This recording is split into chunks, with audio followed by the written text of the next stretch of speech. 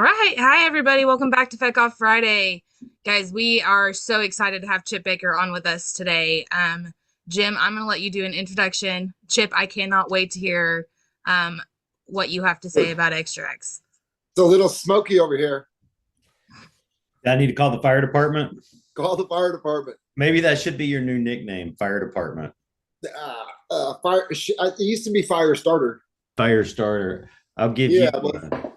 Well, here we are today with one of my really good friends, and it's hard to explain exactly what Chip is to me because we've got a different relationship than I do with anybody else. But it's amazing, and it's been awesome, Chip, and glad to have you on board. Um, been a blast the last 3 or 4 years. I don't even know when it all started, but I want to talk about when it all started. You know, and Yeah. welcome to Feck Off Friday, man. Oh, thanks for having me, Jim. I'm glad to be here, man. We've tried to do this a couple times before, so I'm glad we got it out. But interesting, you started out. I don't know where it all started. I think for you, it started on an island in Croatia, and somebody said, "You don't know Chip? You guys are just alike." Well, they kept saying I showed up at the island, and all the way to Croatia, I kept texting people.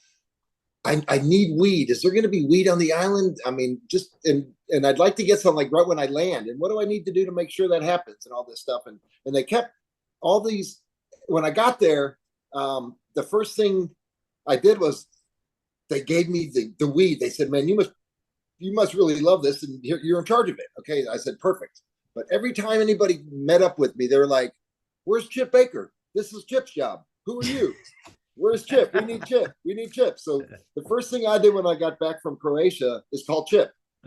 And I was like, "Man, I don't know where you are or who you are, but we need to meet up." And it turned out he's in Oklahoma City, and I literally drove up the next day.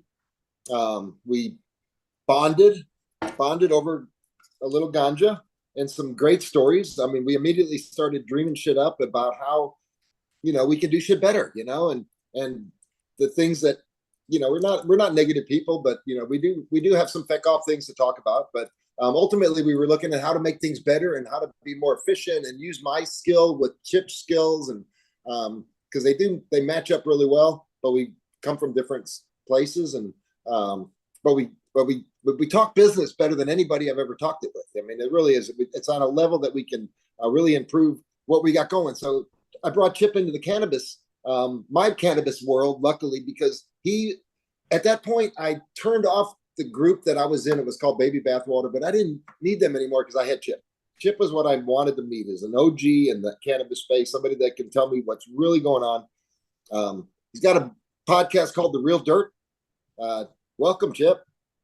Oh, hey, thanks again, man. I appreciate it. And I was just looking for somebody who could smoke as much weed with me and still keep talking. You got it. You found it. Sometimes I need a little more influence, like some honey. But Chip and I have done some fun stuff together. Chip has a big farm up in Oklahoma. I drive the bus up there. My buddy Keith bugs me all the time. Let's go to Oklahoma. He's got a indoor grow, outdoor grow. Chip has a company called Cultivate. They're one of the largest hydroponic, they're most prestigious, profitable hydroponic stores in the country. And there you go. I like that explanation. They're out of Colorado and Oklahoma City. And he's got a dirt plant. He's got an extraction plant. He's got a business that got out of a nice exit on a company out of Humboldt County, which everybody's familiar with, the Emerald Triangle. And we want to hear a little bit about everything you can possibly spit into an hour, man. Well, man, I've been involved with cannabis growing my whole life. The first time I saw a sack of weed with seeds in it, I said to myself, we should grow this shit. And we did. Take advantage of it, right? And we did. And it took a couple years before we could get it together, or I could get it together, and actually start like having buds on plants. And at the time, we were just getting sacks of imported cannabis from Mexico and planting the seeds. And It's kind of where it all started. It's been my lifelong fascination. I'm 51 now. I started really cultivating when I was about 13 or 14 years old. So That's I've awesome. literally been doing it my whole life and still fascinated with it, still excited about it. We've seen it come like, from this like hidden thing that people did in the back rooms of parties to it being the reason to have the party. We've seen people go to jail in Texas and Oklahoma for like seeds. And, now Texas has full on hemp legalization and hemp farms all over. And you can get THCA and Delta 8 down there. And Oklahoma has medical cannabis and maybe, grows some of the most cannabis in the country. It's definitely one of the largest states for extraction. Um, so yeah, it's been pretty incredible to see where it's come. Jim, you talked about we were trying to get into a business together when we first met, and we started a consulting group. Right. Right. Yeah. Started a consulting group, and we're really trying to help people on the business side of cannabis business. Jim, is runs a has a history in running large businesses with small amounts of people, and I kind of understood and wanted that, and you kind of had a consulting business to some degree what you were doing, Yeah. right? Yeah. We Right. consult on with production for Right. manufacturing. Yeah. Right. Well, you're providing, in the cannabis industry, like providing knowledge and know-how and labor is kind of what's considered consulting. Right. Right. Yeah. And And that's what we yeah, it did. was, we did. And it was, we realized that there's honestly, I want to, two or three companies I would like to tell to feck off, man. There's some real shitty people in the industry. Once again, there's some really good people, and that's kind of what you Yep. get. And let's talk about that a little bit. I mean, you're one of the good guys, Chip. I mean, I've invested with a lot of people. You've been great to work with. It's fun. We get a lot of more out of it than just business stuff. But like I said, we dream business up, right? That's what our whole goal was, to help entrepreneurs be in the cannabis space. That's where everybody wanted to be 3 or 4 years ago, including myself. Yeah. Yeah. And today, even, yeah, everyone who has ever smoked a joint has said this: we can grow $1 million doing this shit. We should quit our jobs. It's easy. uh, Right. But it's not easy. It's a hard it's business. not easy, is it? It's not. I hear a lot of stories, and I probably hear a lot of stuff. I probably can't tell anybody else. I repeat it, but Yeah. the business is tough, man. I mean, all Yeah, the it's way like from the Hunger Games, yeah, it You're all is. friends until they drop you off on your weed island, and then like everybody just becomes enemies and starts like killing each other until they win. Right. God, It's man. awful. It's Yeah, yeah. awful. We can do better. We can do better, and that's what we said from the very beginning. I think we walked around your store up in Oklahoma, Cultivate, great store, the great people that work there that really want to help you. And we use Cultivate to try to help people during our consulting business. And what we found is that people don't really want to get help. They really No. they want to just be. They think they know what they're doing because they got a grower that said he's grown before, and that's what they're going to do. And they're going to turn it into a 3-acre grow, and the only thing the guy's ever done is grown in his backyard. And that's what we were trying to change. But that's what we learned quick, and we were like, "Fuck that, back off." Yeah. Right? Back off. I mean, right? We do it ourselves, man. I mean, we do. We're going to grow it, and we're going to. And if you could tell, behind Chip is some like apparatus that I'd like to talk about. Yeah. Pretty cool. I mean, it's all about our company. Speaking of Jim and me being a starter, a lot of times when you can't start something, you change something. So we just changed our name Yeah. from Right. Feco Playbook, and now we're Cancer Playbook, which honestly is great move on our part, I think. Yep. People are very supportive of it, and we've got to. It's simple now because FECO, you got to explain it to everybody, What it is, right? everybody, and still you got to explain that after you tell them what it is, then you got to explain what that is. So you got, No, I think it's great. And, part of it is also the change that's happened is, now you're more socially acceptable speaking about cannabis and cancer. And previously that wasn't the case. I mean, just a few years ago. So a name like FECO Playbook or the FECO Council or whatever you might have come up with in the past, it came out of this old prohibition era like conversation, and really we need to have direct marketing that cannabis can cure cancer, right? Cannabis absolutely can be an aid in cancer treatment. And we've seen it firsthand in our pets and our friends and family. And we got to get rid of this stigmatism with it, and part of it is the language, and you're really able is. to adopt the cancer playbook, and then you're talking about FECO and cannabis, and you're changing the dialogue. We started Well, and we're realizing. not Go ahead, Jamie. we're not blocked on like social media platforms Mm-hmm. for marketing and stuff now. Like it was really hard to get FECO Playbook out to like Yeah, the right. masses. You Yeah, couldn't right. boost it at all, not at all. Yeah. As soon as they looked into it deep enough, they're like, Yeah. and really what happened is that we realized that there's a lot of interventions that we were collecting when we were collecting our stories, our patient reported outcomes, and all these different interventions work. It's like an entourage effect that just with interventions, because cannabis in its own right is an entourage effect, but then you add these other interventions and it gets pretty magical. And what it does is it treats the root cause. And I was going to talk about your wife. You got the baddest wife in the world, Chip. Oh yeah, totally, totally. If we wanted to Yes, rob banks, she'd carry the shotgun, no she problem. would, man. I know she'd shoot Right. too. She'd be the first one to shoot if she was fucking with. If you're getting fucked with, no. She's a badass. She specializes in holistic health. Terpenes is her specialty. She does a great podcast on that. I'm not sure if she's still doing that, but I was on it about a year ago, and it's pretty educational, man. That everybody should learn more about it. I still don't know enough about it. Tell us about Yeah. that stuff behind you. Yeah, well, so behind me is this is a hydrocarbon extractor.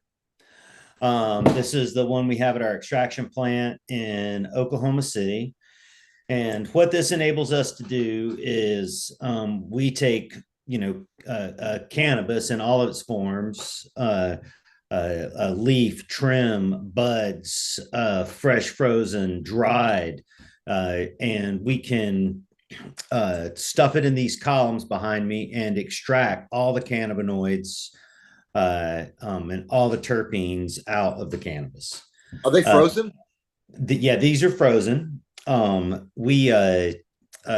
just go through the whole system to you. On the right hand side over here, this is our collection pot, and this is where we put the butane.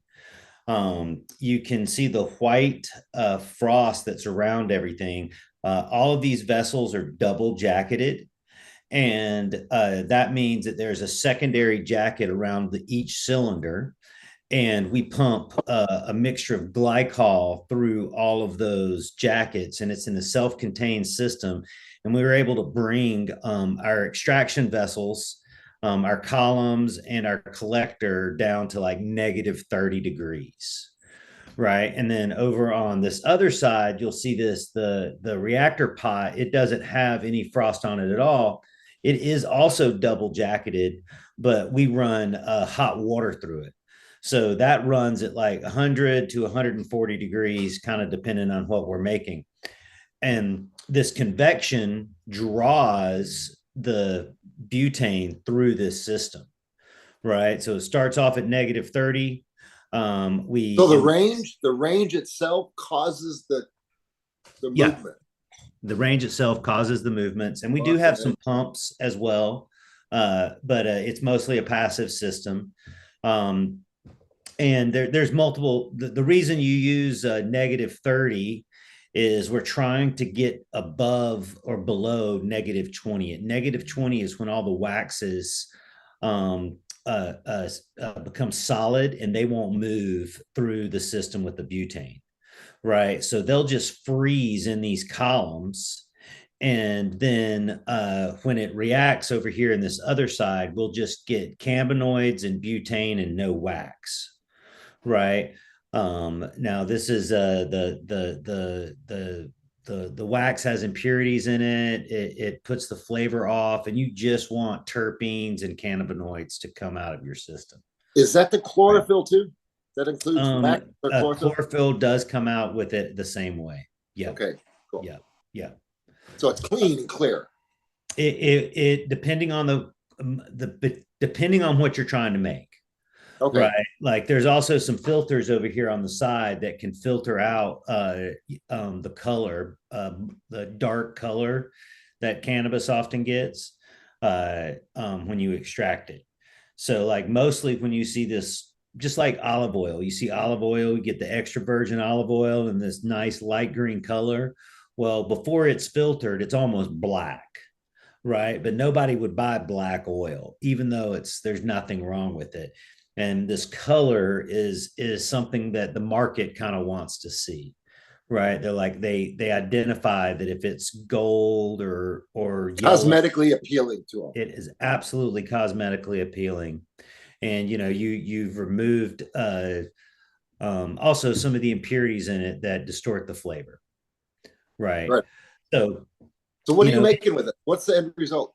So out of this machine, we can make pretty much anything from diamonds to distillate, dabs of all sort, wax, crumble, pretty much anything that you wanted to extract. We can make your FECO. We can make your FECO with this as well, right? We would just maybe shut off the cold water and make it all hot. And that would make your FECO probably pretty good. It'd keep everything in there. We can keep the chlorophyll and stuff and the waxes in there based on totally. And then I would evaporate all of the butane out of it, and then probably like put some ethanol back into the substance because it's going to get real hard, right? Well, Chip, I want to talk about what we talked about, because it'll put it on record and it'll get us to do it. Because this would be huge. It is a great opportunity for us, and I want to invest in this project. And I know you're ready to do it too. That taking multiple strains, trying different types of extractions, doing the lab reports on all of it, and really seeing what multiple strain does versus single strain versus setting for a day versus a week there versus hydrocarbon versus butane versus any type of extraction possible. What can we do to get the very best medicine? Yeah. I'm interested in it too. There's so much like misnomers around cannabis extraction. There's so much ideology, dogma, even that one thing is better than the next. Yeah. And there's a big solventless revolution right now in extraction, which is just using water and heat. Ethanol is probably the biggest way cannabis is extracted right now and turned into distillate. And hydrocarbons such as butane, propane, I think they're the most effective in stripping out all the terpenes, and having an actual fully extracted cannabis oil. Right. It does a better job than ethanol. It does a better job than water. Right. But, if you would, me and you talk about it all the time, most FECO people, it's like, no, it has to be ethanol. And they're one way they do it is the way they say that's the way to do it. And we want to get over that, right? We want to. I would be interested in taking all the data from all the different types and comparing all of them. Taking extractions from people use to make ethanol, taking your extraction and comparing all of the data together so that we have a very sound. It'd be the first time. And Chip was feck-offing with me a little bit earlier, giving me it's the FECO this, FECO, I don't know what you called it, but it wasn't the FECO Institute, man. It's the FECO Institute. I was gonna build that up in Canada, which God bless you guys up in Canada, man. It's I was gonna give a shout out to Jack Kungle, man. This is Jack's Shake. I drink it every morning, man. Actually, I drink it at between 11 and 12 o'clock. I try to intermittent fast, and I've lost a lot of weight just by taking added sugars and eating healthy, and it feels good. So thank you, Jack. Back off. Yeah, Jamie, I agree with you. I don't think there's, the interesting thing about cannabis is it's all independent research done by independent researchers. Where if you pick any other food crop or herbal crop, there's going to be institutions, colleges, universities, large businesses that are going to do, their own research on it. And, the way we grow peppers right now or tomatoes or squash is because numerous universities have done studies over time and they've decided that, hey, these are the ways that you should grow these products. And we don't really have that with cannabis. Yeah. Right. And we don't have it with the cannabis medicine. Everybody has their theories about it, but like literally most of them are just theories. Yeah. And my wife, Jim mentioned my wife earlier. She's a doctor of Chinese medicine. And one of the things that she talks about is, Western medicine teaches, treats symptoms and, holistic or Eastern medicine teaches the core problem. Yeah, the root cause. Yeah, the root cause of it. And that's why they live longer. Yeah. Yeah. And we have all these theories about what the root cause, the efficacy of cannabis is.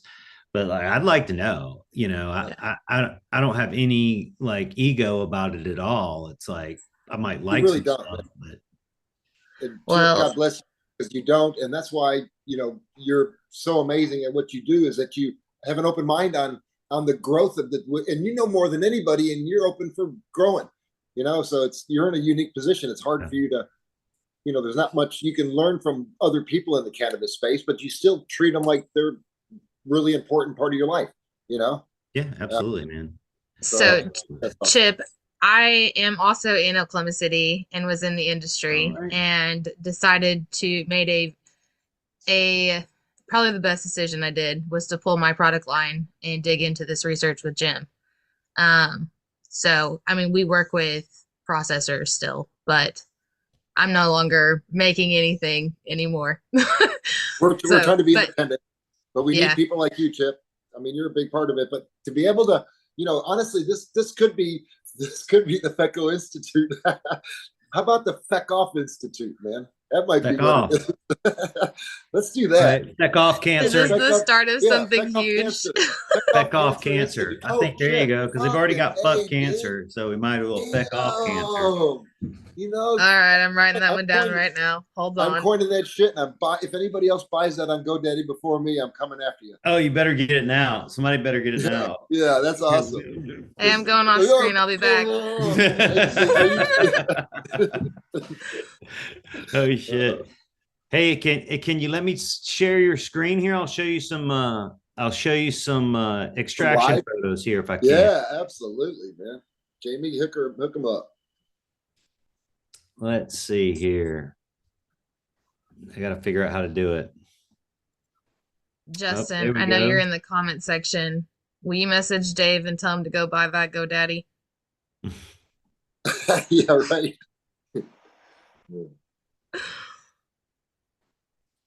Let's see here. If I can figure out how to share, we will. There's a share screen on the bottom. It says next to the chat. It should say. Yeah, sure. Yep. I'm looking for my files now. Let's see here.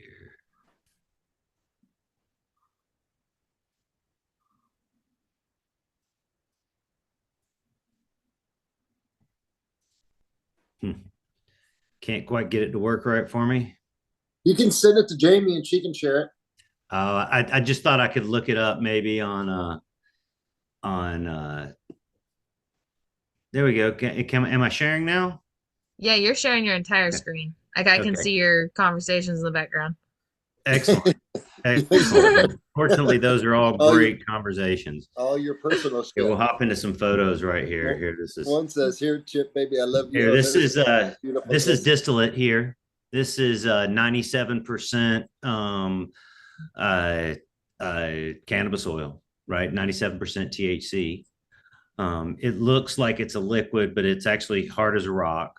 Does it have terpenes in it and all the rest of the No, cannabinoids? that's mostly been stripped out. There's a small amount, and maybe you can kind of see like at the top of it looks a little discolored, right? That's actually the terpenes in it, and they'll Wow. rise to the top They of it. race to the top. I'm like Yeah, they, right. they but they separate. They don't live together nice like oil and water a little bit. No, they don't. They don't live together nice.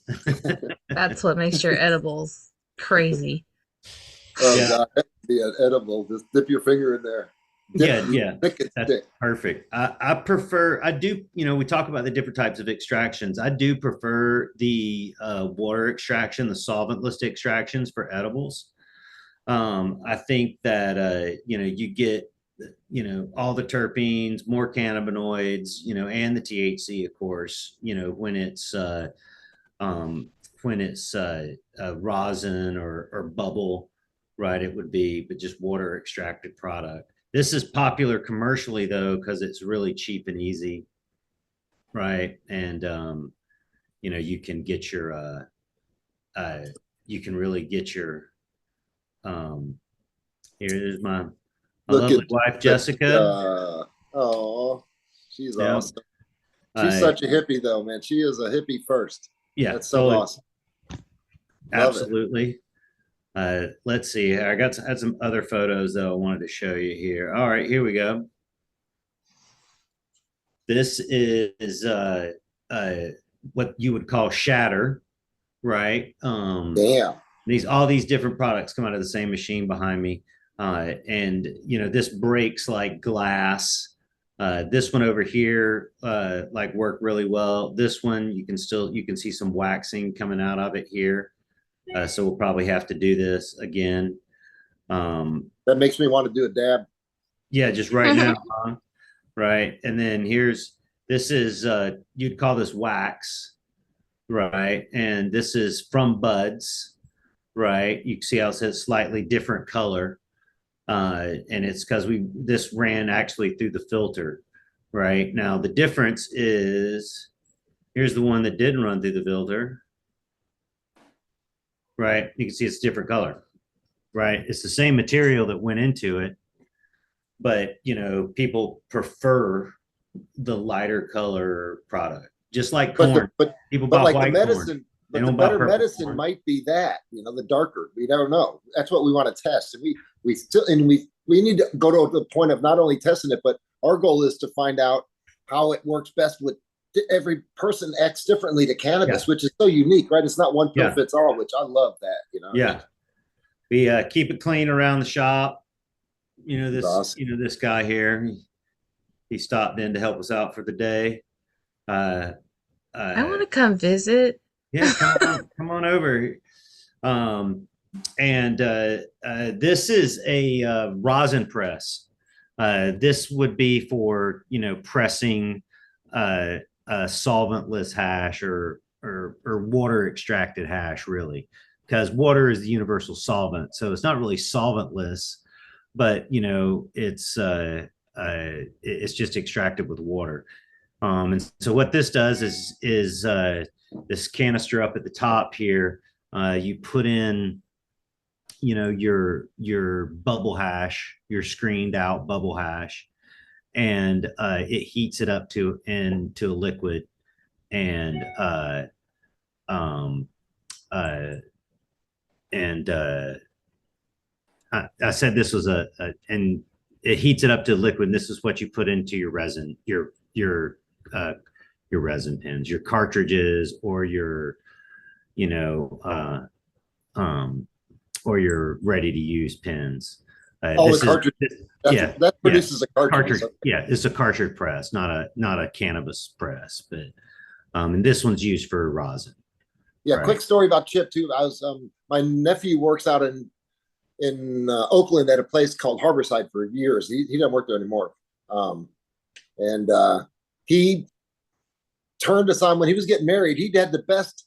The day before, he turned us on to this place called Canacraft. We did a tour of it. So we went in and it was like, welcome, Corey and your family and everything. And when we left, they gave us a tour. They gave us a bag a goodie bag, and it was all these cartridges. So I told Chip about it, and Chip said, "Oh yeah, that's my partner." So that's where all this. It was really small world, but these were the best cartridges I ever had in my life. There were the pods, Yeah. the black pods, man, and it was. Yeah. I want to. It was amazing. Yeah. I want to interrupt just for a second, guys. We have some comments in section one. Mary says, all this education is blowing my mind. I want to know everything. And then we have had another comment earlier. Nikel, I think is how you pronounce her name. If I pronounce that wrong, I'm sorry. I appreciate you saying it could be an aid in treatment, so much more than just taking FECO. And then we've got other comments. Hi guys, we see you guys in here. If you guys have questions, let us know. I will try my best to interrupt and get your questions answered. If you or anybody you love has cancer, please visit cancerplaybook.org or fecoplaybook.org currently. It will be switched over soon. All right, guys. Sorry. Awesome. Thanks, Jamie. So what is that, Chip? This is this was our first attempt at making diamonds, THC diamonds. And what that is you separate the crystal THC from the terpenes and the solvent. You do it just kind of under pressure. People do it all kinds of ways. They have reactor vessels like, you know, the ones we have up, you know, let's see, up here, right? Yeah, right. And, or you do it in jars or ovens, but this is THCA, I guess you would call it. This is crystallized THC. But not decarbed. It's not, has not been decarbed. No. No, that'd be really healthy because THCA is great for putting in smoothies and stuff. Yeah, right. It's hard. It's easy to blend up. I think this is like maybe a little bit better product than distillate. And it should be legal in very international similar. Legal, right? I mean, it has no active. It's like a clone. Yeah. We have a comment from a particularly beautiful diamond there. Looks like it's got some terps. It's got some terps. And this is before we've cleaned it and separated it. So the diamonds are at the bottom down here, and the terps are this layer right here. And we generally pour those labels off. Yeah, there you go. You can see the diamonds there. Damn. Right?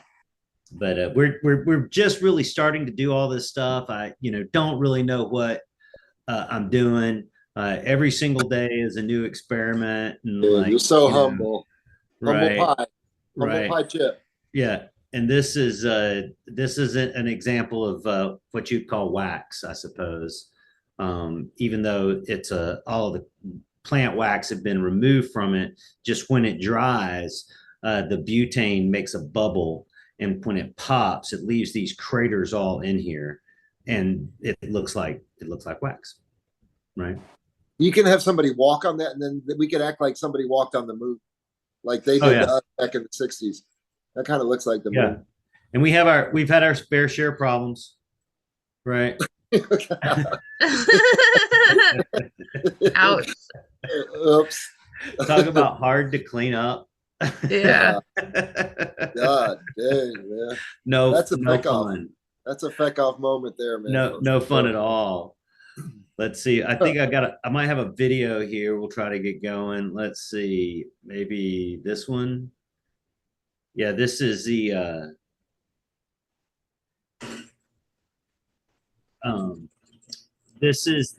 fully extracted cannabis. This is in on my reactor vessel. That the bubbling there is caused by the -30-degree butane coming in. That's resin rich, and then it hits this pot that's 140 degrees.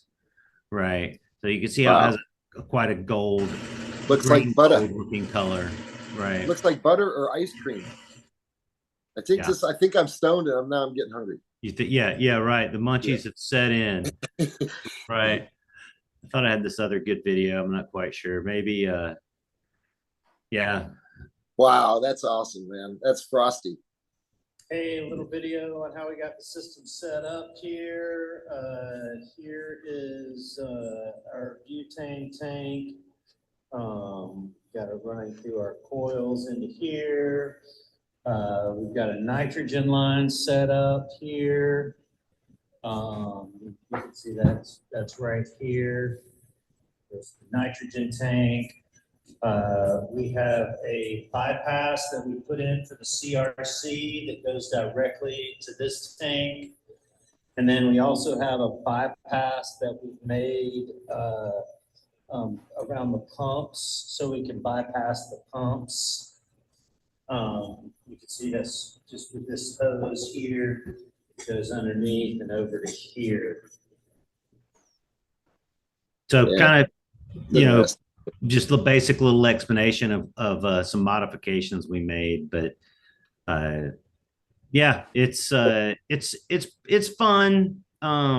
Everything's super expensive, right? Every fitting you see right here on this page costs $100. The hose costs like $300. Like unfortunately you can't just, you know, get inexpensive garden hoses or anything to do.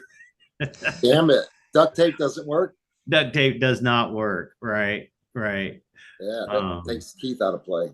Yeah, exactly. He won't make it here. But yeah, those are I think those are some pretty good pictures probably.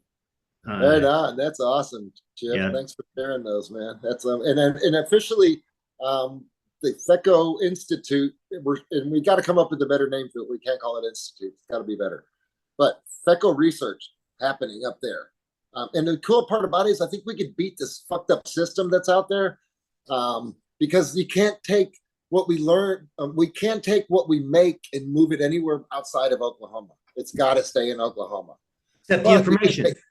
Except the information. Knowledge, You make the information. knowledge can go worldwide, and we can affect so many people with a small little place in Oklahoma City. So that'd be pretty cool. Yep. And we all deserve that, Chip. I can see you being that for sure. We all knew that when we met, something big's gonna happen. We're still dreaming it up, man. Chip and I have calls in the morning. Quick story. I'm excited to get some of your FECO in with the program that we have in Oklahoma for cancer patients and really start like asking weekly questions on them and getting feedback and watching that play out. Yeah. Let's make up some batches for sure. Yeah. So I had a deal in Oklahoma or in Colorado. I bought a Chip and I've been looking for houses up there. I just went first. I know Chip's coming. So I go to this dispensary, Exit Dispensary 243. And the guys are cool. They bought into the Cancer Playbook program. They've got our program and they're promoting it. And they tell us about this extraction of above them. The owner is really cool, but it's been a month and I have never met him before, and I've had trouble getting a hold of him. You know, so all of a sudden, Chip says, "Hey, I got a buddy I want to introduce you to in Colorado." It's him. So we talk, and it's like, yeah, small world. Now we're working with your attorneys there. I told them to get on today. I hope Andrew and Joshua do get on. Because or if not, they'll have to watch this in the future. They'll get a kick out of it for sure. It's an attorney group that focuses on cannabis advocacy and psychedelics. Yeah, Canadelic. Canadelics. I love it. And because I met the last Canadelic show I went to, I met a guy. His name was Fun Guy.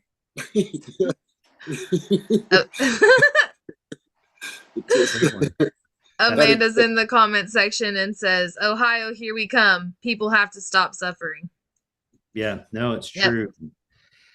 You know, one thing I'd like to bring up is, you know, I really love cannabis. We try to be involved with everything, you know, we can with it, every phase of it. And there's this struggle going on right now in the cannabis community that's a race for the bottom.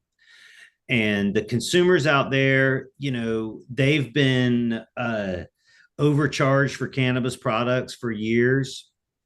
And now there's this battle between cannabis producers, hash producers, extracts producers, pre-roll produce to like get the customer. And it's pushed the prices to the bottom to almost like where people can't operate appropriately. And if the consumers don't fight back with their wallet, they're going to lose out on, high quality cannabis, and multiple choices, right? Because if consumers are only buying the cheapest thing, right, they're like supporting, that The race movement. to the bottom. Right. And, we're not making a lot of money here. Cannabis industry, it does not make, you'll hear the dream. I mean, you'll hear the stories of people in their, living their dreams with it for sure. But, this is Chip, you a know hard industry to work in. the lion probably, right? But tell us one fact, and basically, what can you not expense as a business? I mean, every expense you'd have in any normal business, plus more taxes, more insurance, more regulation. And, it people say it's because of health and human safety issues. And some of it is like the stuff behind me, like this needs to be regulated. It took me 3 years to get this operation up and off the ground because it's dangerous, right? And it should be regulated, but just like the plant, and the consumption of it, like it's over regulated.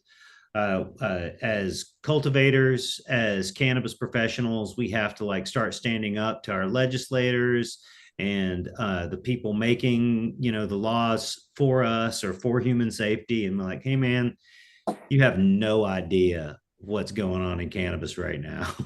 How do people get involved, Chip, if they want to do something about it? It's kind of hard. It's state to state. And Jamie, this, like Oklahoma hasn't been like the greatest state for lobbying or access to lobbyers or access to politicians. There's it's kind of like, the UN, right? You go to the General Assembly and there's like 500 people in there and they're all yelling, right? As opposed to like you go to the Security Council, there's 6 people, right? And we got 6 people together, you can have a conversation, but it's just so hard, to get legislators to hear you, right? It is, but there are ways. So Oh, sure. I had the pleasure of going in and educating in the Capitol.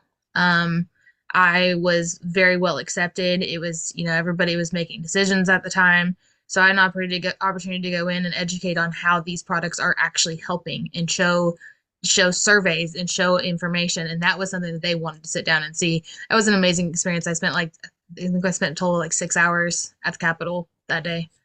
Yeah. It was awesome. So they are starting to listen here, at least Oklahoma. They are not listening to those that are calling, screaming, and yelling. That is hurting your industry. No, I actually don't think they're listening too much at all. If they were, they wouldn't be making frivolous laws on top of frivolous laws. And I'm one for regulation too. And, I think that the lawmakers of Oklahoma were surprised that cannabis became illegal.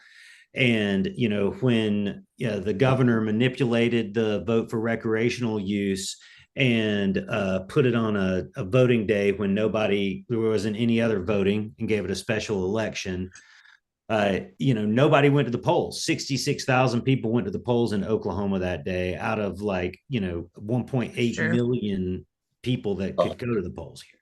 Yeah, that's true. Right. And so it wasn't a consensus. It was not at all. And it was built to fail. And, every way along, the government fought it. And then, it did fail. Adult use did fail here. And the government's taken it as a mandate to, to control the cannabis industry. They said it's out of hand. And I get it. They need to like work on some stuff. Don't get me wrong. But right now you've got 3 agencies that all do the same thing, and you all have to pay these 3 agencies individual fees to all basically do the same thing. So, they just created this government bureaucracy. They're just making shit up. Work. It's not going to work. That is, yeah. And like I said, it's statewide. It's illegal as hell in Texas. It's legal in New Mexico. when you cross over the Texas border coming from New Mexico, there's a gummy bear on a billboard in handcuffs. Come on, man. Is that really? Yeah, it's just a total weird world right now. That's why I never go to Texas, Jim. Yes, you do. Yeah, because who wants to be a gummy bear with honey handcuffs, man? It's a terrible. I mean, it sounds like a great, country song, right? Like gummy bear and handcuffs. Somebody should run with it. Yeah, something along the lines of my friend Jim, he gave me a gummy bear, and we were driving down the road and I got so high I saw a gummy bear in handcuffs, or on a billboard. Yeah. We'll talk about that. I'll work on it. Gummy bears in Texas are as legal as can be. Man, now everybody on the show knows where you're from, Chip. We have about 5 minutes left. Yeah, I'm from the great state of Georgia and proud of it, Jim. Damn right, man. Damn right. What do they say down there? Southern by birth, Georgian by the grace of God. Tell to the is what I can say to that. I haven't lived there for 30 years. My son is in Georgia right now. He's in Brunswick.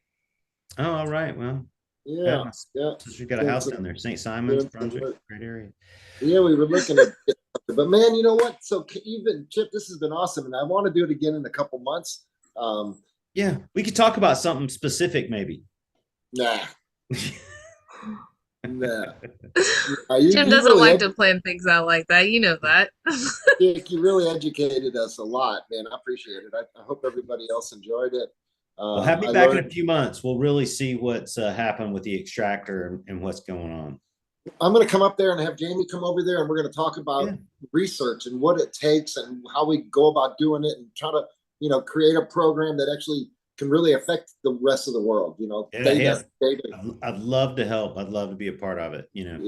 Anything for you. Anything for you, Jim. Oh, Chip, you're so awesome. You really are, man. Appreciate you, brother. And tell Jessica hi. Give her a big hug for me. I need to come see y'all, and you need to come see me. Let's go to Austin. Yeah, we're on the way, man. It is a pleasure, Jim. I'm really proud of you for doing this, and I know this is a purely out of your heart effort. The cancer playbook and battling cancer with cannabis. I know that comes from the heart, and I really appreciate that, man. Yeah, I appreciate you, Chip. Thanks for showing it. Yeah, cool, brother. Appreciate it. That means a lot. All right. Everyone have a great day. Yes, everybody have a great, feck off. We will see you guys next week at 12 p.m. Central Standard Time. Bye, guys. Bye.